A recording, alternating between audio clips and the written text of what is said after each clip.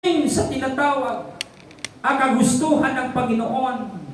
Amen. Or kagustuhan nating tao, sometimes, kinakailangan po nating isaalang-alang ang salita ng ating Panginoon.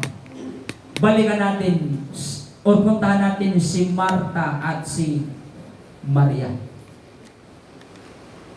Everybody say praise the Lord. Palapakan natin ang Panginoon. Hallelujah. Si Marta, si Maria, magkapatid, isang tahanan, dinalaw ng ating Panginoon. Alam natin ang kwento, pagdating ng Panginoon, si Maria naupo, nakikinig sa pagtuturo ng Panginoon. Tama ba si Maria? Si Marta, anong ginawa ni Marta?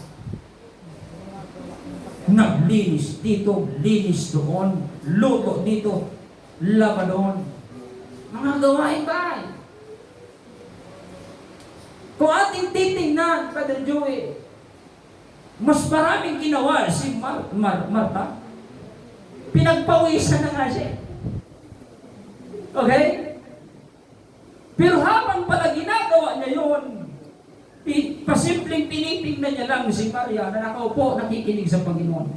Hindi na siya nakatiis. Sabi niya, Panginoon, pwede bang sabihan mo si Maria na tulungan niya naman ako sa mga gawain dahil ang daming gagawin, no? Okay? Hallelujah! At ang pungakala ni Marta ay ang pabor ng Panginoon ay nasa kanya kasi nga pinagpawisan siya at ibiribel sa kakatrabaho. Ba't alam natin ang sagot ng Panginoon? Marta, Marta. Hindi ko alam kung pagandit o panamdi. Hallelujah. Sabi niya, naliligalig ka sa maraming bagay. Sa pananalita, nabisi ka sa maraming bagay. Napagod ka na sa maraming bagay. Pero ang sabi ng Panginoon, pero isang bagay lang ang mahalaga at yun ang pinili ni Maria na hindi makukuha sa kanya. So doon natin makikita kung ano ang mahalaga sa harapan ng Panginoon. Well, ang gawaing bahay ay hindi po yan kasalanan. Ang ating mga trabaho ay hindi po yan kasalanan. Ang ating pag-aaral ay hindi po yan kasalanan. Hindi po yan masama. Pero pag pinagdikit mo siya sa spiritual na gawain, hindi po matutumbasan, hallelujah, ang halaga ng sa spiritual na gawain, mga kapatid.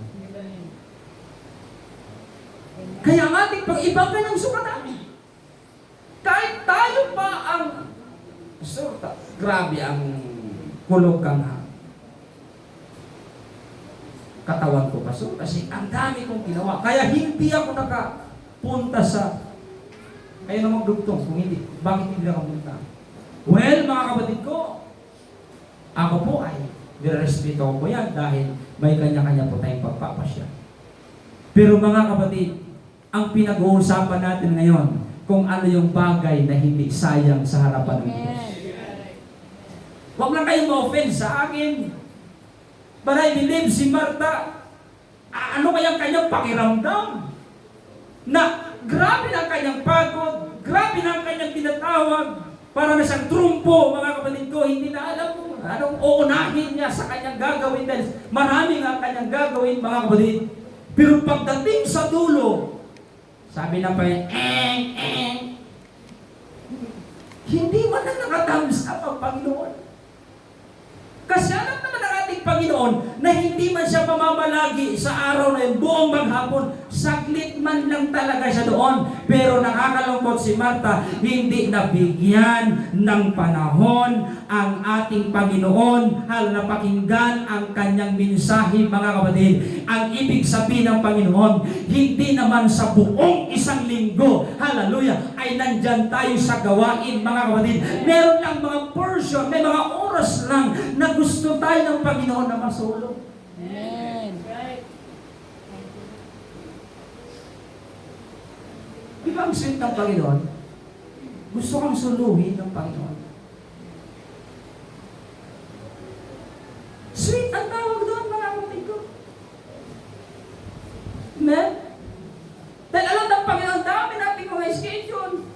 Pero ang gusto ng Panginoon, anak, bigyan mo naman ako ng time. Yung intense talaga, yung kumbaga, talagang yung oras mo ay nakalaan sa akin. Okay? Hindi yung nagpunta ka nga sa church, pero sige ka na bang Facebook yan? Ha? Hindi pa rin. Ito. Bigyan ko kayo ng halimbawa. Pag may kausap kayo, at habang kinakausap mo, panay ang chat, panay ang nood-nood sa cellphone, gaganahan ka pa kaya magsalita? Gaganahan ka pa kaya magkwento? Ganang-gana ka na sa... Gusto mo nang ikwento kung papunta ka na sa pinaka-climax na yung kwento. Umiinit ka pa lang eh. Kaso nakikita mo yung kausap mo. Oo nga eh. Oo, alam ko nga yun. Umuo, tumatango. Umi-smile, pero wala talaga mga kapatid ko. Wala sa focus. Di ba, Rose? Hallelujah. Ikaw na, kumbaga, ganang-ganado ka na sa pagkwento, medyo, nawala yung ikwento mo. Okay? Sige. At medyo busy ka man siguro. Ay, hindi ako busy. Ang ibig ko pong sabihin, ang Panginoon, hallelujah, gusto niya na meron talaga tayong oras, amen, na para lang talaga sa Kanya, mga kapatid. Amen. Kaya si Martha at si Maria, glory to God, na-disappoint ang Panginoon kay Martha. Kasi hindi naman ang Panginoon araw-araw nandoon sa bahay. Dumalaw lang, mga kapatid ko. Napadaan nga yan. Parang sa gawain natin, mga kapatid ko. Hallelujah, na sa isang linggo. Hallelujah. Meron lang mga portion tayo na magdudulog sa ating Panginoon. Hallelujah. Meron tayong oras na ibibigay sa Panginoon. Okay? At mga kapatid, gusto ko pang banggitin na ang bagay na yon ang hindi sayang sa harapan ng ating Panginoon, mga kapatid. Palakpakan natin ng malakas ang ating Panginoon. Okay, hindi na ako magtatagal. Si Judas at yung babaeng binasag ang kanyang pabango. Yung babae na yung perfume niya, yung pabango ay, ang sabi sa mga pag-aaral, ang halaga noon ay sahod na ng isang buong taon. Ganun ka matindi yung perfume na yun. Halaga ng isang buong taon. Okay? Pastor, baka naman ang sahod niya, ang buwan ay piso. Di mali, kasi sa panahon na yun, mahalaga na yung taon. Hallelujah. Nung binasag ng babae ang pabango, binuhos sa ating Panginoon, sabi ni Judas, hiling-hiling si Judas, mali. Pagkanyang ba si mali. Sayang. Dapat ito, pigpabakal na sa lahat. Tapos yung kwarta, pigtao sa mga tikahos, sa mga mahirap. Di ba parang tama naman yung tono na ni Judas? Okay? Pero basa ng Panginoon ang kanyang puso na kapag may pera, may kickback. Yan. Yun yung. Kaya nahulog si Judas sa kanyang sa pera, mga kapatid ko. Pero para sa babae, yung pagbasag ng alabaster box ay hindi po yun sayang. At hindi sinaway ng ating Panginoon dahil yung ungento or yung tinatawag pabango na yon, hallelujah, ay kumbaga isang alay, isang pagsamba ng babae sa ating Panginoong Diyos, mga kapatid ko. Hindi ko sinasabi na ang mamahal yung perfume, basagin yung mamaya. Ang tinutukoy ko po is, iba ang tingin ng Panginoon kung ano ang sayang at ano ang hindi sayang, mga kapatid. Kaya kung may iniwan ka sa bahay, Pastor, may pinta sana ako ngayon. Kung medyo nagtinda-tinda ako ngayon, nagluto ako, Pastor, may pinta ako ngayon. Okay? Pero hindi sayang ang pag-attend mo ngayon. mo naman kikitain mo dapat ngayon. Pero hindi mo rin matatanggap ang pagpapala na iyong natanggap ngayon kung hindi ka pumunta.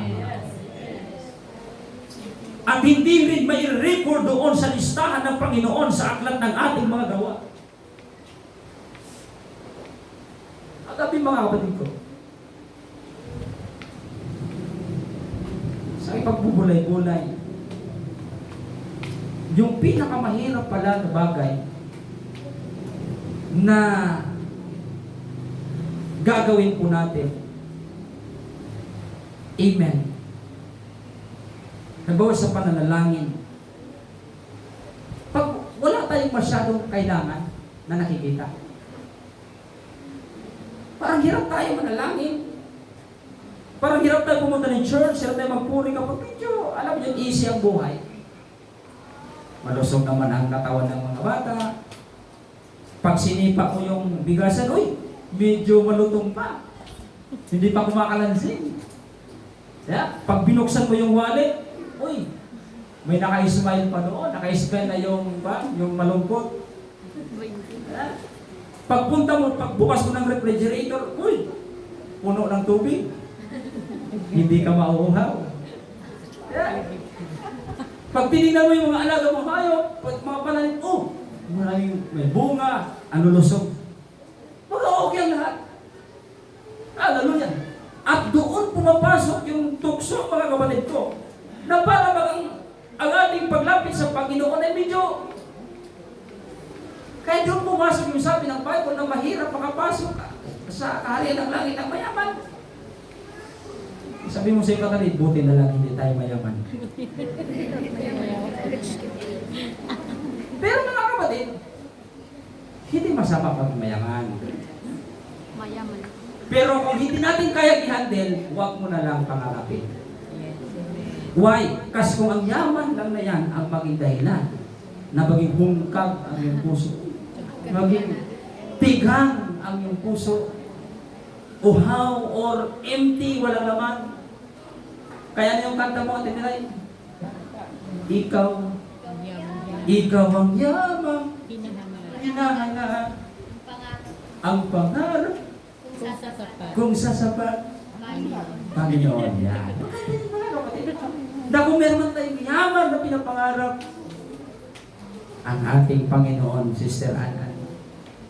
Hallelujah. Hindi man tayo, kumbaga, gaanong mayaman. Basta, hindi lang tayo matulungan pag umulan. Okay? Hallelujah. Hindi lang manilim ang ating paningin sa gutom. Hallelujah.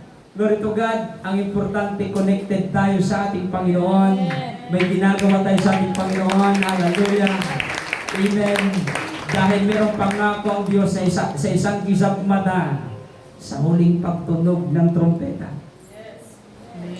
Yung kanta na yan, medyo siya, advanced lang siya. Pero pag binasa mo yung scripture, babaguhin lang tayo, babaguhin. Pero yung sa kanta ay isang mata, kukunin na tayo. Kaya para pag blink ng ating mata, parang ano na tayo sa langit? Hindi yan yung ibig sabihin ng scripture, kundi babaguhin mga kapatid ko. Right? Pero ang totoo, or ang ibig kong sabihin, hallelujah, hindi po sayang ang ating mga ginagawa sa harapan ng ating Now, hallelujah. Marami po, kumbaga, sa mga example na ating binasa, binanggit, ang Panginoon lang talaga makapagsabi kung anong sayang at hindi sayang. Even kaya kung sinabi ng Panginoon na hindi sayang ang ating paglilingkod o mga pagpapagal sa Kanya, hawakan na natin yun. Amen? Hindi sayang. Kumbaga bawat hakbang ng ating paa nasa papunta sa paglilingkod sa Panginoon, hindi yun sayang. Hawakan na natin yung mga hindi ito sayang. Hindi ito sayang. At habang hinahawakan natin na hindi sayang ang ating mga ginagawa sa Panginoon, hallelujah, amen, kinakailangan din nagagawa din tayo ng gawaing paglilingkod. Ito medyo kanito ha. Medyo diretsahan dito. Kasi marami sa atin ang naniniwala na hindi sayang ang ating paglilingkod. Kaya lang, wala tayong paglilingkod na ginagawa. Amen. Naniwala, di ba? Kaya lang, wala namang paglilingkod. Kahit ngayong ministry of prayer, medyo ang prayer mo lang hanggang sa'yo lang talaga. Hanggang lang sa pamilya mo lang talaga. Hindi mo nga nabanggit yung mga kasamahan mo sa church. Well, kung hindi ikaw ito, baka nasa ibang church ito, mga kapatid. Kasi ang pananalangin is ministry. Paglilingkod, mga kapatid ko. Ibig sabihin ng paglilingkod, meron kang ginagawa, mga kapatid. Hallelujah. Amen. Ako na-appreciate ko yung minsan may dumarating sa bahay na prutas. Kasi yun yung kanyang lingwahe ng paglilingkod sa Panginoon. Amen. Okay? Hallelujah. So meron tayong ginagawa. Kaya nga sinisikap natin, mag-assign na lang tayo ng tagawalis kasi para pag walang gusto talaga na magwalis. Na yan naman ay paglilingkod, mga kapatid ko. Yes, amen. Kaya kung ikaw nakalista doon sa listahan, uy, salamat, binigyan ka ng chance na makapaglingkod sa ating Panginoon. Amen. Hallelujah! Kaya kinakailangan ako, natutuwa ko, meron tayong isang tatay na ang kanyang sabi, Pastor, kahit hindi ka pumunta kasi alam ko meron kang ginagawa, pero turuan mo lang ako, gagawin ko ito. Nakakatuwa mga rin. Kumbaga, hindi siya nagpapako doon sa, wala akong kasama, kaya wala akong gagawin. Nag-iisip talaga ng may magagawa, mga kapatid. Amen. Paglilingkod. Everybody say paglilingkod. Nang naniniwala tayo na hindi sayang. Kaya lang, mga kapatid, okay lang ba maging totoo, mga kapatid ko? Medyo, alam niyo, may ginagawa man tayo pero kunti. So dagdagan natin, mga kapatid, kasi hindi nga sayang. Hallelujah. Everybody say praise the Lord. Praise the Lord. Ang lumalalim na tayo, Pastor, ha? Okay? Okay, bababa tayo ng konti. Di ba? Kasi parang ganito yan. Napansin nyo, sa bahay, sa loob ng bahay, kung sino yung, sige sabi na, bilisan nyo na kasi ang oras, malapit na. Malilate tayo. Kung sino yung palang sige sabi, siya ang nalate. Kung sino yung sige sabi na, bilisan kayo dyan, nasikaso na kayo. Oras na. Kung sino yung palang sabi, siya ang nahuli. Pero, hindi rin natin siya masisisi kasi kung hindi siya paalala, hindi ka rin bibilis. Hindi ka rin mag-aasikaso, mga kapatid ko. Amen? Hallelujah! So, ang tinutukoy po natin is, halimbawa, maraming nag-chat na nakakatakot na talaga ang ating panahon ngayon. Marami na akong napapanood na ganito, ganyan. Malapit na talagang pagbabalik ng Panginoon, kaya dapat maging handa tayo. Well, tama naman yun. Kaya lang nakakalungkot, wala namang paghahanda na ginagawa. Sinabi niya lang na malapit na bumalik ang Panginoon, dapat ay maganda. Pero wala namang paghahanda na ginawa, tinakot mo lang. Okay? Well, hindi po mali na malapit na pagbabalik ng Panginoon. Kasi yan naman ang sinabi ng Biblia. So, tinutukoy ko, dahil since na malapit ng Panginoon, ano ang ginagawa nating paghahanda? Yan yung ibig ko mong sabihin. Hallelujah. Kasi may mga bagay talaga tayo. Dapat ihanda, mga kapatid. Hallelujah. Binahanda mo nga kapag maliligo ka lang. Di ba? Pag maliligo ka sa swimming pool, may bagay ka na hinahanda. Naangkop dun sa swimming pool. Amen. Kaya kung hinahandaan natin ang pagbabalik ng Panginoon, anong paghahanda ang dapat natin ihanda, mga kapatid? Palapakan natin ang ating Panginoon. Now, ang Panginoon ang may sabi na hindi sayang ang gagawin natin para sa Kanya. Hindi pagsasayang, hindi mapupunta sa walang kabuluhan. Kaya church, bilang inyong lingkod, ito ang aking pakiusap. Since na hindi sayang ang ating gagawin sa Panginoon, palagi nating gawing available ang ating sarili kapag usapang paglilingkod sa Diyos. Tumayo tayong lahat, mga pinapasalamat ko sa pangalan ng ating Panginoon.